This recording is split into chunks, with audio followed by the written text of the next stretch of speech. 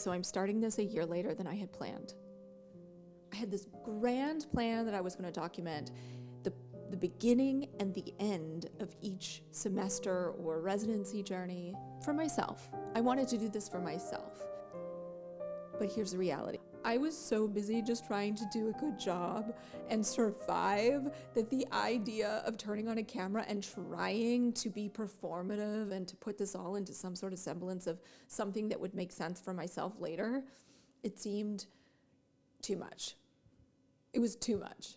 And it's a year later, so I'm in the halfway point, and it's a great time to really reflect on the year I've just experienced. So with that said, walking into the first day, you're going into residency, which is between like 10 to 12 days of nonstop classes and lectures and Q&As, and I mean, you name it, it's just, the schedule's packed.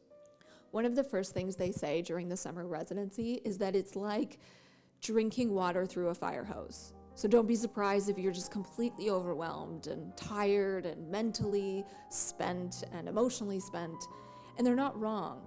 It's not that, when you look at it, it's like, well, after this residency is over, I get all these months to myself to really do the work and process the information I've been given. But it is a lot of information all at once, and it's just a lot to think about. It's a lot. It's overstimulating. And yet, there were moments through that week that I just remember feeling so aware and so open and so interested and inspired. I couldn't keep up with it mentally. I really couldn't, which is why I had and still have a notebook specifically for when I'm in residencies, when I'm taking in a lecture that I feel like, oh, that's something I need to remember, or even reading a book for school. I have highlighted different parts of my residency experience. Don't do the book you could do without us.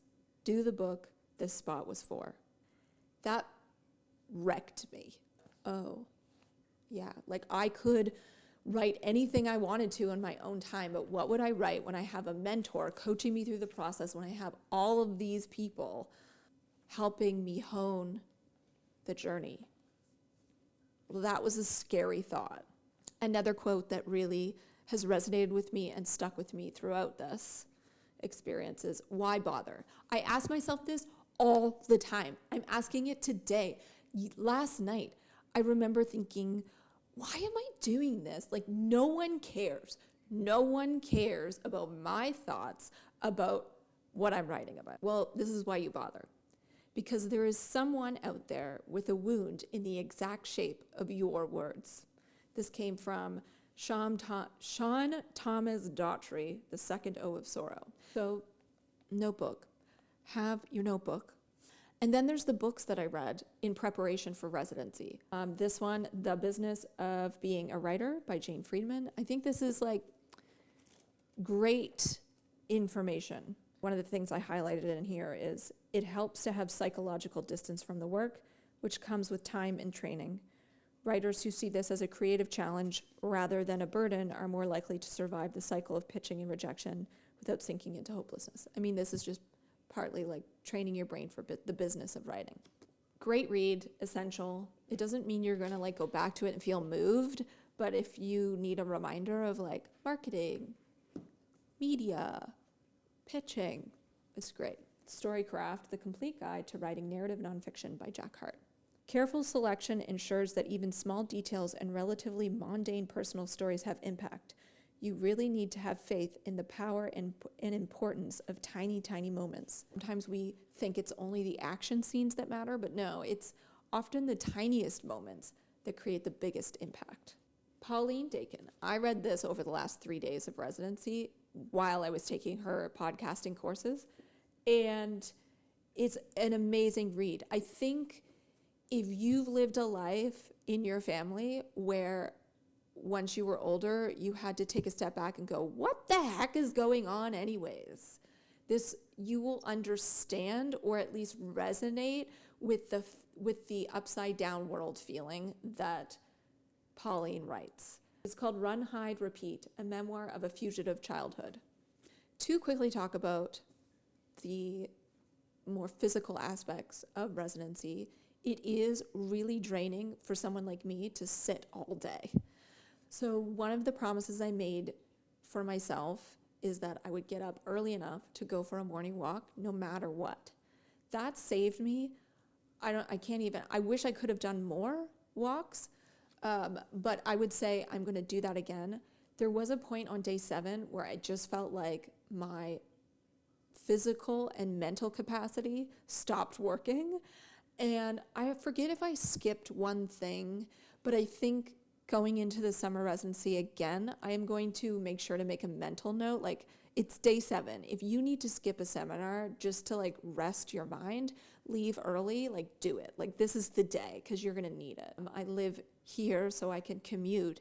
When I come home, I'm still folding laundry. I'm still a parent. I'm still doing all the things. So it really did weigh on me, the mental load that I was carrying, just like not being able to process all kinds of stuff. So day 7, take a break somehow, somewhere. Pre-schedule it in. On a more spiritual, holistic level, didn't realize that it was going to be so healing for me as a person. I remember feeling very overwhelmed and just thinking like, I wish I had done this when I was young, like 18. I wish, obviously not the master's program, but I wish I had done a writing undergrad. I wish I had done, they have a foundation year program where you just go and read books and learn about philosophy and learn about different things. I remember sitting through residency and just thinking, I have so much work to do. I have so much I want to learn. I have so much that I could tackle in life, but I don't know where to start. I felt very overwhelmed, and not in a negative way, but more in a like, oh, I feel so seen. I feel so much in the right place. What do I do with that? Like, how do I use this? How do I utilize this moment in my life? That looming past version of me was very anxious. It felt like, when someone's behind you and it's not comfortable, it felt like that. And I felt like I had to do a lot of battle with her and to tell her like, it's okay. You don't need to be so anxious. You don't need to let this fluster you. You have what you need to be here. And so I think rather than battling her this go around, I'm learning to hold her hand and to squeeze her hand and say like, it's okay, I've got this. You don't need to try to lead this situation. Let yourself be absorbed by me. I'm strong enough to handle your worries and your tension and your wounds and your trauma from education. Like, I've got it. I'm fully capable. So with all that said, as I was falling asleep that third night, the words that came to my brain, this has to be the most wide open my brain has ever been in my entire life.